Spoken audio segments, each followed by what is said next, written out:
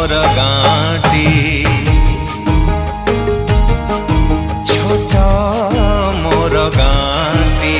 भूगोल पोथी पतरे पछे भूगोल पोथी पतरे पछे न थाउ तार नाटी छोट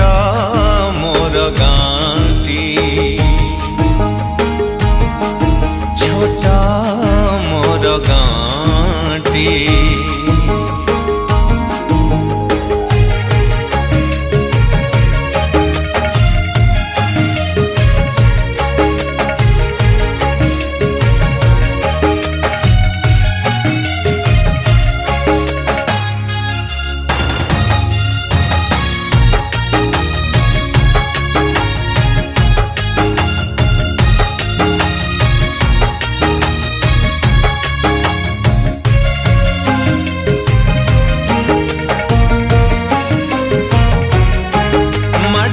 से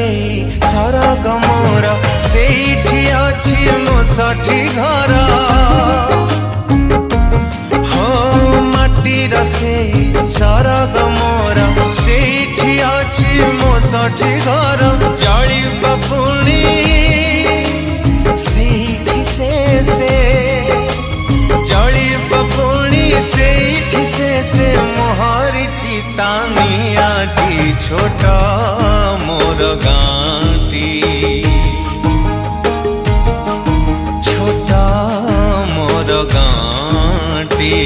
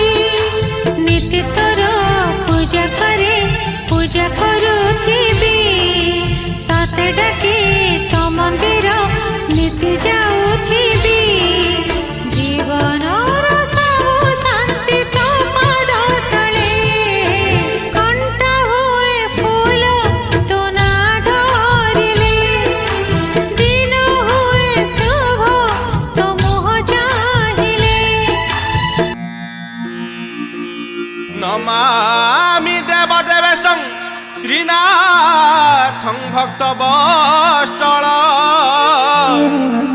ब्रह्मा विष्णु महादेव स्वरूपं व्रतमुतं देवदेव त्रिनाथं च देवदेव त्रिनाथं च ब्रह्मा विष्णु महेश्वर त्रिशूल धारणे देव त्रिमूर्तयो नमो नमः। आह की पवित्र मोगार माटी मुंडरे बोलुची नीति प्रभात उठी मो आगरे जगिछंती त्रिनाथ गोसाई पाद तले रखिछंती मंगला मुगेई मो मा परी आउ के हेब सीए पाखे थिले मिले सरग सुख मो हस कांदरे तुमे मो भल मंदरे तुमे मो हस कांदरे तुमे मो भल मंदरे तुमे मो सात पुरुष तुम चरण दास हे। हे नाथ हे नाथ हे नाथ त्रिनाथ हे नाथ हे नाथ हे नाथ Trinath. Like, comment, and subscribe.